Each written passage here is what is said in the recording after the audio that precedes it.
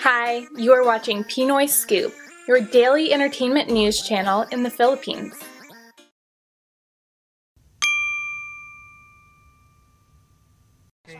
Krista, kumusta mo ang buhay niyo dito sa loob? Okay naman po. May mga pagbabago, madami. Tapos, maraming mga pumapasok sa isip namin na nakakatulong din talaga para sa amin. Ano yung lesson learned mo sa mga nangyari? After itong mga nangyari ito? Kasi ako talagang palayo na eh. Ang advice ko na lang sa mga talagang kung talagang gusto nyo talaga ng pagbabago, kahit mga nakakasama nyo, iwasan nyo. Yung alam nyong involved pa rin sa ganun, layuan nyo sila lahat. Kung talagang gusto nyo matahimik yung buhay nyo. Yun lang. Kasi ako sa mga nakakasama lang din talaga eh. Kasi mahirap lumayo sa mga naging parte ng ng buhay mo, kaibigan mo. Pero kung wala namang mabuting may dudulot sa'yo, lumayo ka na lang. Kasi hindi mo alam yung pwedeng mangyari sa'yo eh. Kaya ganun. Sa pamilya mo, anong mensahe mo sa kanila? Sa mga nagmamahal Sa sa'yo? pamilya ko, sila yung mas nakakakilala sa amin. Sila yung mas nakakaalam ng totoo. Kung may mga nalilihim man kami before sa kanila, sa huli, sila rin pa naman yung sasabihan namin kung ano yung totoo eh. Ngayon, sila rin yung mas nakakakilala sa amin. Sila yung mas hindi kami para i-judge. Anak nila kami, pamilya nila kami, kahit may mga mali kami nagawa, sila pa rin yung mas nakakaunawa sa amin ng talagang totoong pagkatao namin. Ngayon, nagpapasalamat kami na kahit na-involved kami sa mga ganito, nandyan pa rin sila, hindi kami pinababayaan. Ito sa mga tao na nagulat, yung mga fans nyo,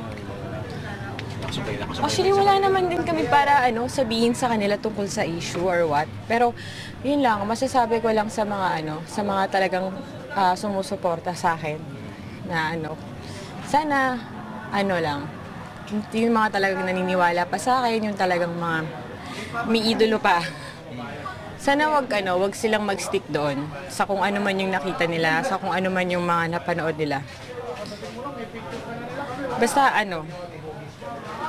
hindi pa tapos yung kwento. Basta sa ngayon mahirap kasi magsalita. Basta tuloy lang yung suporta kasi nakakadagdag yun sa namin. Nakakadagdag yun sa pananalig namin sa namin na may pag-asa, may ganyan.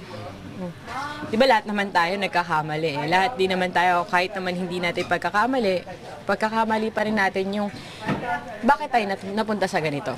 Hindi man natin ginawa yung mismong bagay na yon, may dahilan bakit ka napunta sa ganung sitwasyon.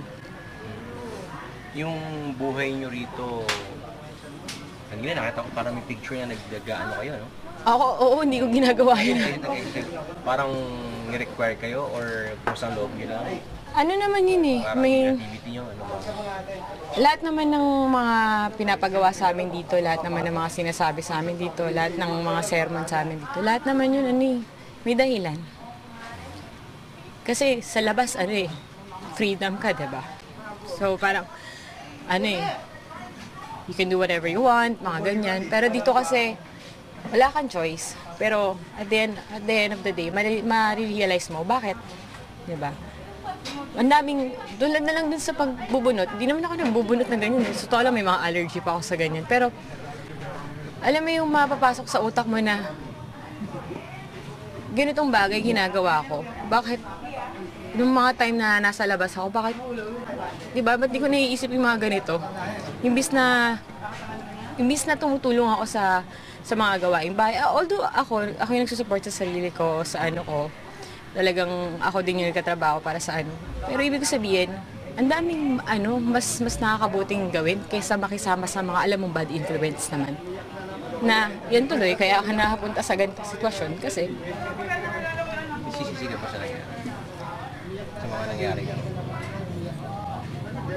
Kung dati, kung may... Hindi naman mawawala yung pagsisisi. Lagi naman may pagsisisi, pero sa huli, after pagsisisi, may realization, di ba? Na andun yung ano mo na, magsisisi ka nga, tapos yung iba naman, gagawin pa rin yung ganung bagay. So, wala mangyayari. Pero kung magsisisi ka, ma-realize mo, tatatak sa utak mo, na ayaw mo na mangyari ulit sa yung ganung pangyayari, iiwas ka na sa mga ganung bagay. Yung baby mo, may nanganak ka, di ba? 6 months. 6 months. Sino nag-aalaga sa kanya? Parents ko. Eh, ayun. Basta may pag-asa pa. Yun lang. Thank you for watching today's entertainment news here at Pinoy Scoop. Please don't forget to subscribe. Just click on the subscribe button below. Have a great day. Goodbye.